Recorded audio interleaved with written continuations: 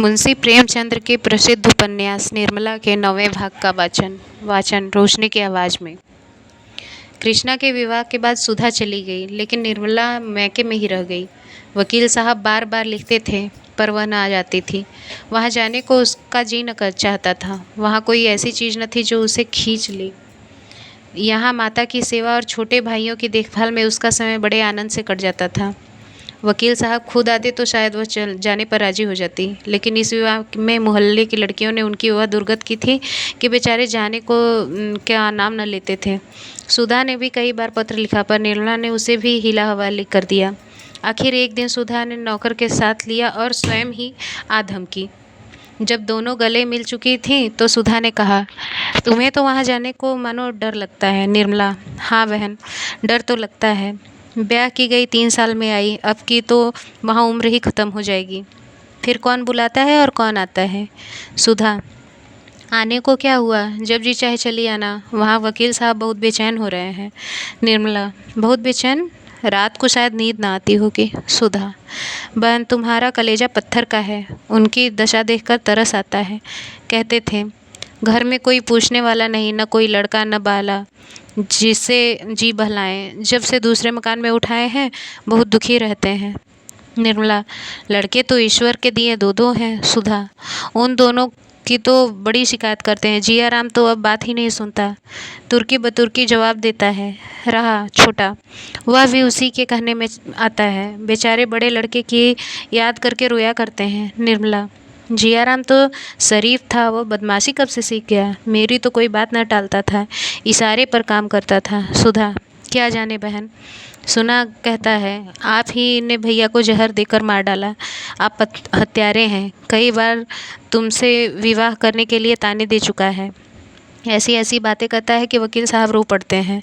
अरे और तो क्या कहूँ, एक दिन पत्थर उठाकर मारने दौड़ा था। निर्मला ने गंभीर चिंता में पड़कर कहा, यह लड़का तो बड़ा शैतान निकला। उसे यह किसने कहा कि उसके भाई को उन्होंने जहर दे दिया। सुधा, वह तुम्ही से ठीक होगा। निर्मला, निर्मला को यह नई चिंता पैदा हुई, अगर जिया की यह रंग है, अपने बाप से लड़ने को तैयार रहता है तो मुझसे कौन दबने लगा। वह रात को बड़ी देर तक इस फिक्र में डूबी रही। मनसाराम की आज उसे बड़ी याद आई। उसके साथ ज़िंदगी आराम से कट जाती। इस लड़के का जब अपने पिता के साथ यह हाल है तो उनके पीछे उसके साथ कैसा निर्वाह होगा। घर हाथ से निकल गया है, कुछ न कुछ कर्ज भी सिर पर होगा ही। आमदनी का यह हाल है, ईश्वर ही बेड़ा पार लगाएंगे। आज पहली बार निर्मला को बच्चों की फिक्र पैदा हुई। इस बेचारी का न जाने क्या हाल होगा। ईश्वर ने यह विपत्ति सिर डाल दी।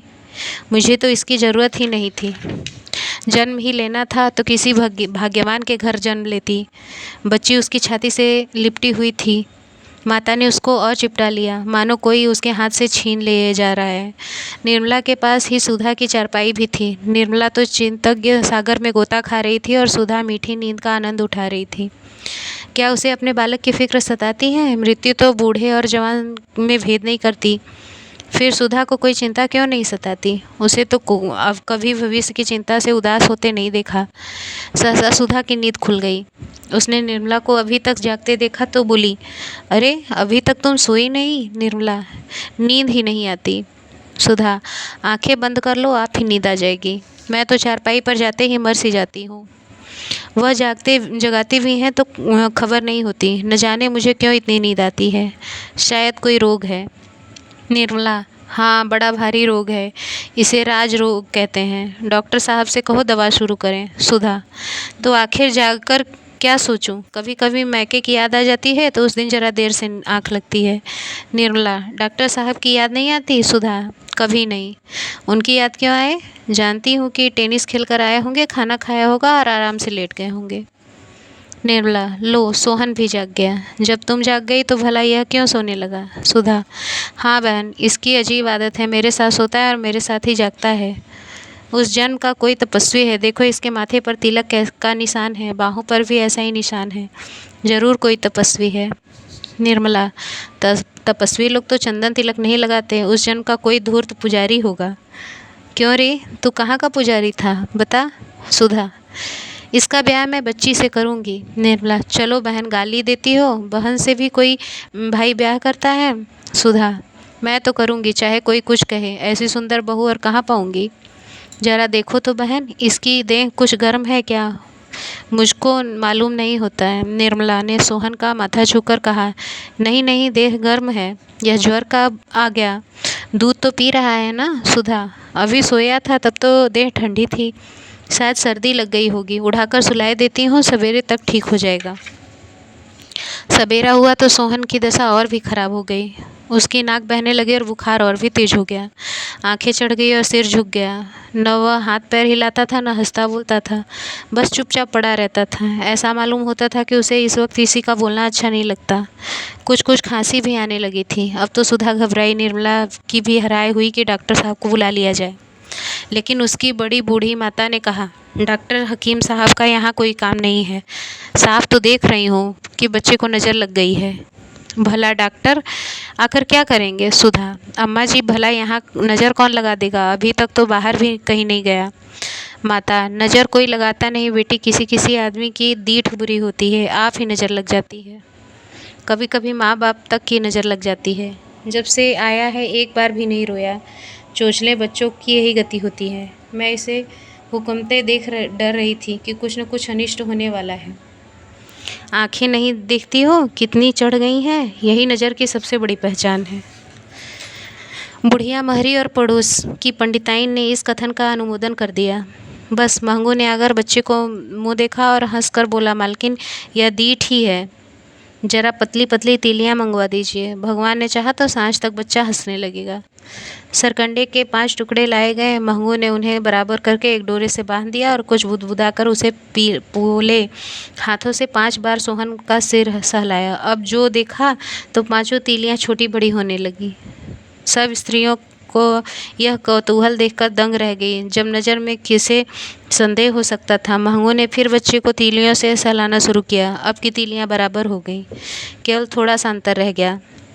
यह सब इस बात का प्रमाण था कि नज़र का असर अब थोड़ा सा रह गया है। महंगू सबको दिलासा देकर शाम को फिर आने का वायदा करके चला गया। बालक की दशा दिन को और ख़राब हो गई। खांसी भी जोर हो गया। शाम को महंगू ने आकर फिर तीलियों का तमाशा किया है। इस वक्त 5 तीलियां बराबर निकली। स्त्रियां निश्चिंत हो गईं कि लेकिन सोहन को सारी रात खांसते गुजरी। यहाँ तक कि कई बार उसकी आंखें उलट गईं। सुधा और निर्मला दोनों बैठकर सवेरा किया। खैर, रात कुशल से कट गई। अब वृद्धा माताजी नया रंग लाई। महंगू नज़र न उतार सका, इसलिए अब किसी और मौलवी से फूंक डलवाना जरूरी हो गया। सुधा फिर भी अपने पति को सूचना दे सकी। महरी सोहन को एक चादर से लपेटकर एक मस्जिद में ले गई और फूंक डलवा लाई। शाम को भी फूंक थोड़ी, पर सोहन ने सिर न उठाया।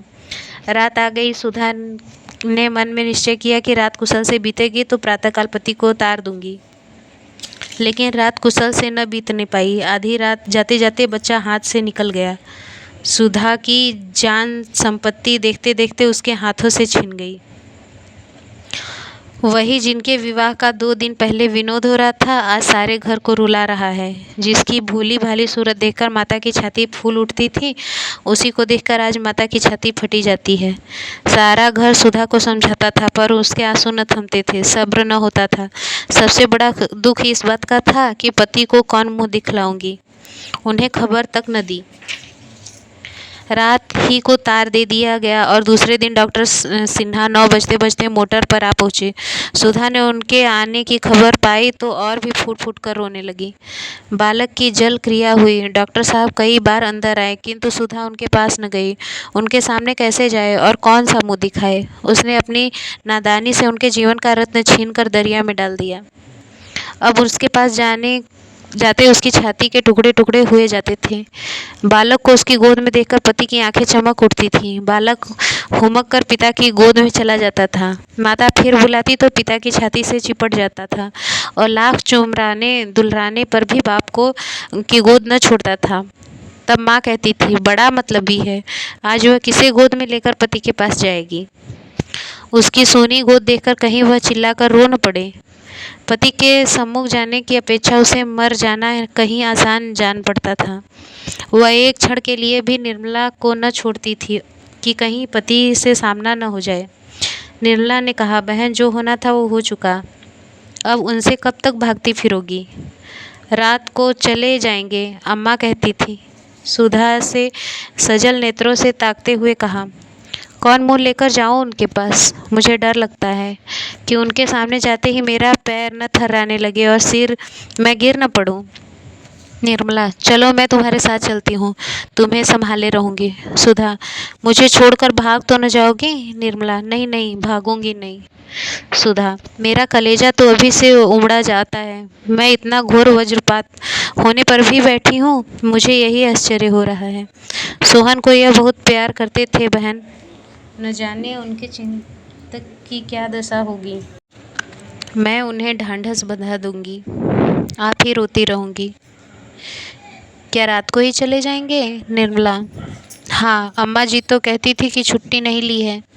दोनों सहेलियां मर्दाने कमरे की ओर चलीं, लेकिन कमरे के द्वार पर पहुंचकर सुधा ने निर्मला से विदा ले लिया। अकेली कमरे में दाखिल हुई।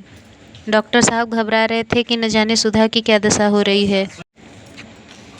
भांति भांति की शंकाएं मन में आ रही थीं। जाने को तैयार बैठे थे, लेकिन जी न चाहता था। जीवन शून्य सा मालूम होता था। मन ही मन कुढ़ रहे थे, अगर ईश्वर को इतनी जल्दी यह पदार्थ देकर छीन लेना था तो दिया ही क्यों? उन्होंने तो कभी संतान के लिए ईश्वर से प्रार्थना न की थी। वह आजन्म निसंतान रह सकते थे, पर इस संतान को पाकर उसे वंचित हो जाना उसे उन्हें असह्य जान पड़ता था। क्या सचमुच मनुष्य ईश्वर का खिलौना है? यही मानव जीवन का महत्व है? यह केवल बालकों का घरौंदा है, जिसके बनने का न कोई हेतु है न बिगड़ने का? फिर बालकों को भी तो अपने घरौंदे से, अपनी कलेजी कागज के नाव से, अपनी लकड़ी के घोड़ों से ममता होती है। अच्छे खिलौने का वह जान के पीछे छिपा कर रहते हैं। अगर ईश्वर बालक ही हैं तो वह विचित्र बालक हैं, किंतु बुद्धि तो ईश्वर का ही यह रूप स्वीकार नहीं करती। अनंत सृष्टि का कर्ता उदंड बालक नहीं हो सकता। हम उसे उन सारे गुणों से विभूषित करते हैं जो हमारी बुद्धि का पहुँच से बाहर है। खिलाड़ीपन तो उनमें महान गुणों में है। क्या हंसते खेलते बालकों का प्राण हर लेना खेल है?